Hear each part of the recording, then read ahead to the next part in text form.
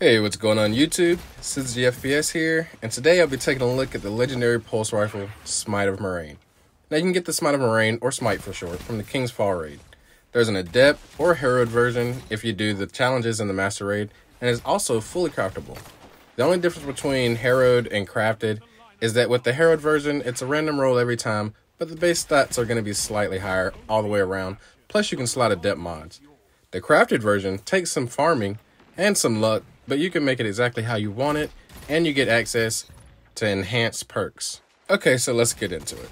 Smite is a 390 RPM adaptive frame pulse rifle that sits in the kinetic slot.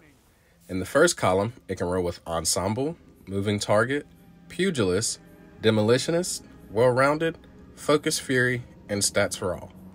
In the second column, we've got Eye of the Storm, Gutshot Straight, Swashbuckler, Adrenaline Junkie, Firefly, Vorpal Weapon, and One for All.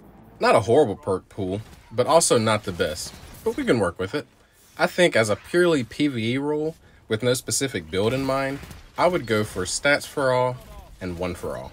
I just love when those two perks pair up, and it's very easy to activate both of them simultaneously in PvE content. And you can't forget the Origin trait, which is basically Overflow. The trait name is Runneth Over.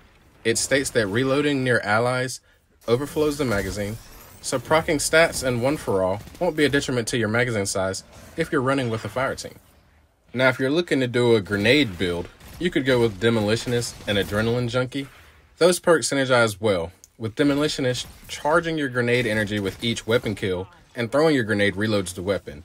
Then you have Adrenaline Junkie boosting weapon damage and handling with each weapon kill, and that stacks all the way up to 5, or Grenade Kill, which goes all the way to 5, and then basically the same thing for a melee build, but with Pugilist and Swashbuckler.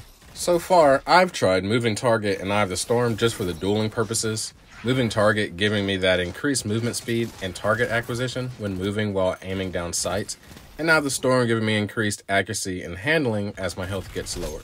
My exact role currently is Polygonal Rifling, Accurized Rounds, Moving Target, and Eye of the Storm with a Ranged Masterwork and a Counterbalance mod. I'll definitely be changing up a bit.